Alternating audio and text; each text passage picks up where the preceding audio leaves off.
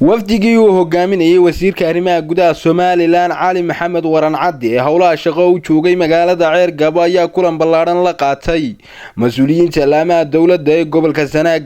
kulankan oo ka dhacay xarunta xafiiska gobolka Sanaag ayaa waxa ka soo qayb galay wafdiga uu hogaaminayay wasiirka arrimaha gudaha Soomaaliland, maamulka gobolka Sanaag iyo kan degmada Ceergabo, madaxda ciidamada kala duwan iyo mas'uuliyiin kale. waxaana ugu horeynba wafdigani warbixin kala duwan ka dhageysteen qaar ka mid ah isuduwayaasha wasaaradaha gobolka Sanaag. warbixintaasi kadib waxa halkaasi ka hadlay maayirka degmada Ceergabo Ismaaciil Xaaji Nuur iyo barasaabka gobolka Sanaag.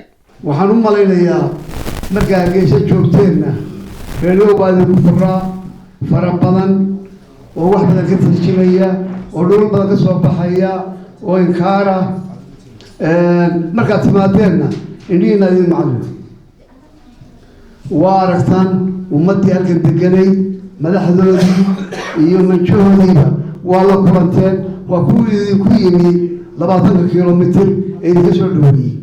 wasiirka wasaaradda gaashaandhigga Soomaaliland Axmed Xaaji Cali Cadami, wasiirka wasaaradda dibadejinta Soomaaliland Cali Siciid Raygal, wasiir ku-xigeenka wasaaradda gaashaandhigga Soomaaliland Boos Mire iyo wasiiru dawlaha wasaaradda maaliyadda Soomaaliland Maxamed Faarax Ducaale ayaa iyaguna halkaasi ka hadlay. waxa weeye oo horumarku imanaya marka gobolka nabadgelyo laga helo.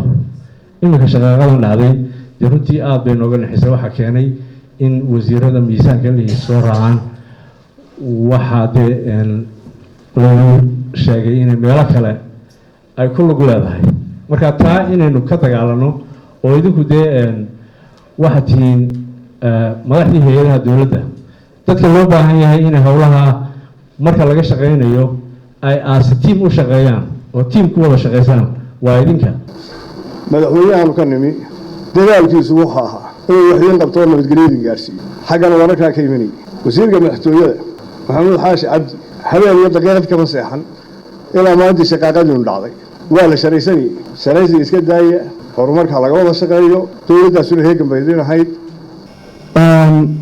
runtii waxa weeyaan waxaan aad iyo aad uga mahadnaqayaa sidii wanaagsaneyd ee niyad samida ahayd markii aanu Hargeysa joognay wararkii la sheegayay iyo sida maanta gobolka iyo bulshada ku nool ka muuqata inay tahay aad iyo aad u kala fog.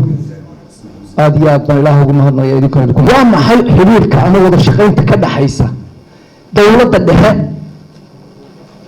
iyo dawladda gobolka joogta iyo laamaha dawladda? marka yimaadaan waxay ka wakiiliyeen wasaaradii waxa kale oo ka wakiiliyeen inay madaxdii gobolka iyo degmada ay la shaqeeyaan oo ka amar qaataan. waxa la isku xantaa la sheegaa inkastoo gunteeda aan gaari doono madaxda laamaha dawladda iyo isudawayaashu ay ka mid yihiin gobolka Sanaag joogta inay u baran yihiin dad weligood meesha iska jooga cidna bedelin. gobolka dhan oo nabadgelyada ah oo wanaagsan oo laamiga wanaagsan aanay been ahayn run yahay oo aniga mala cali kaga dambeeyo aniga naftaydu laami cusub baan u imi waan kii ahayn ammaan bay dawladda hoose mudan tahay.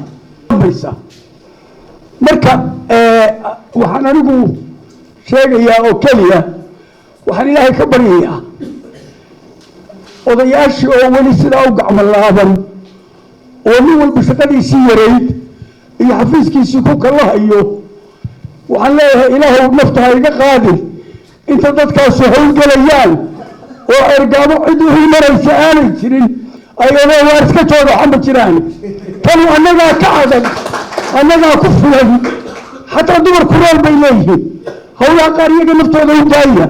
ugu dambeyntiina wasiirka wasaaradda arrimaha gudaha Soomaaliland Cali Maxamed Waran Cadde ayaa si adag ula hadlay isla markaana la dardaarmay mas'uuliyiinta laamaha dawladda ee gobolka Sanaag. waxa la doonayaa la rabaa in dadku ay walaaloobaan oo xumaanta laga dhex saaro oo boggooda burcadlayso mariyo oo waxyaabaha iyaga ku dhex jira xumaanta laga masaxo sida loo xaado oo qulubtooda la xaado oo qulubtooda marayba la xaado xumaanta laga xaado wanaagga iyo baahanta shaqada cidii lahay waa idinka waxa la idinka doonayaa maanta wixii ka bilowda shacabka la xisaabtami maayo, waxaa la xisaabtamayaa idinka madaxda gobolka la xisaabtamaya.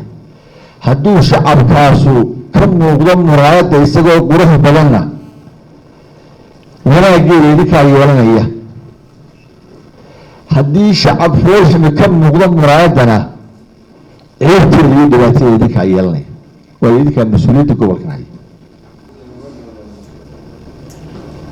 waxaan idiin soo jeedinaya inaa bixisaan oo idinku keentaan cashuurta oo aan laydinku daalin.